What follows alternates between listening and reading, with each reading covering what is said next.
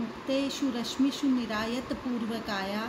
निष्कम्प चामर शिखा निभृतोर्ध्वकर्णाः आत्मोद्धतैरपि रजोभिर्लङ्घनीया धावन्त्यमी मृगजवाक्षमयेव रथ्या। इस श्लोक में राजा दुष्यंत का सारथी राजा को कह रहा है कि वह रथ के घोड़े को रोक लेता है और कहता है, हे आयुष्मान, आप देखिए देखिए।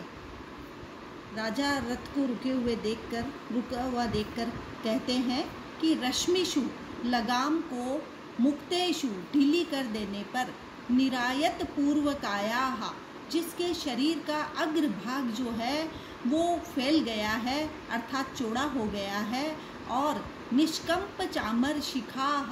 उसके घोड़े के ऊपर सिर पर लगी हुई जो कलंगी है वो उसका अग्रभाग मानो निश्चल सा हो गया है, और निभृतोर्ध्वकर्णाः, जिसके दोनों कान जो है वो निश्चल हो करके खड़े हैं अर्थात हिल नहीं रहे हैं। ऐसे आत्मोद्धतैः, ऐसे घोड़े अपने ही उद्धत की हुई अर्थात उड़ाई गई रजोभिः, धूल के कणों को मानो अलंघनीयाः, उनका उल्लंघन नहीं कर रहे हैं। ऐसे अमी रथ्याः, ये रथ के घोड़े जो है मृग जवाक्षमया इव, मानो मृग के वेग को सहन न करने के कारण धावन्त्यमी, बहुत तेज गति से दौड़ रहे हैं। यहाँ प्रस्तुत श्लोक में वेग पूर्वक मृग का पीछा करते हुए अश्व का वर्णन करते हुए सारथी राजा से कह रहा है कि हे राजन, देखो मैंने रथ के घोड़ों की रश्मियों को छोड़ दिया है और घोड़े इस मृग के वेग को सहन न करने के कारण इतने वेग से उसका पीछा कर रहे हैं, मानो उनके शरीर का अग्रभाग जो है वो पूर्णतया लंबा चौड़ा हो गया है, और दौड़ने के कारण उसके मस्तक पर सुशोभित होने वाली जो कलंगी है वो भी निभृत एकदम निश्चल होकर के शांत हो गई है, और रथ के घोड़ों की पूंछ और गर्दन के ऊपर के बाल भी स्थिर हो गए हैं। दौड़ने के कारण दौड़ते समय खुरों से उड़ाई गई उनके जो धूल के कण हैं वे भी उनका तेज गति होने के कारण स्पर्श नहीं कर पा रहे हैं, और मानो वे उससे आगे निकल गए हैं। इस प्रकार अश्व के दौड़ते हुए अश्व का वर्णन इस श्लोक में किया गया है। तब उसकी सारथी की बात को सुनकर के राजा पुनः कहते हैं, सत्यम अतीत्य हरितो हरीश वर्तन्ते वाजिनः, कि आप सच ही कह रहे हैं कि ये वाजिन है, ये जो घोड़े हैं वे हरितः, सूर्य के और इंद्र के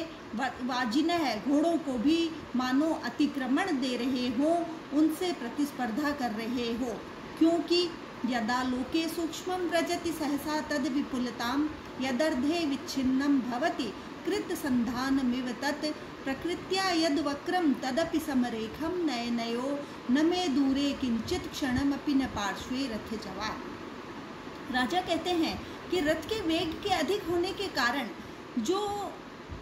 यह स्थिति है वो एकदम विरोधाभासी, दो विपरीत स्थितियों से मिलती हुई लग रही है। यहाँ वर्णन करते हुए राजा कह रहे हैं कि रथ जवात, रथ के वेग के कारण, यत मन जो वस्तु आलोके देखने पर सूक्ष्मम छोटी लगती है, तत् वही वस्तु सहसा अचानक ही विपुलताम व्रजति, विपुलता अर्थात विशालता को प्राप्त हो जाती है। और यत जो वस्तु अर्धे विच्छिन्नम, आधी टूटी हुई सी दिखाई देती है, तत् वही वस्तु कृत संधानमिव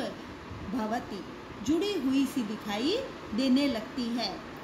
यत जो वस्तु प्रकृत्या मन स्वभाव से ही वक्रम टेढ़ी होती है, तत् अपि वह वस्तु भी नयनयोः, नेत्रों के लिए समरेखम भवति, एक सीधी रेखा के समान हो जाती है। किंचित कोई भी वस्तु न मैं दूरे पा,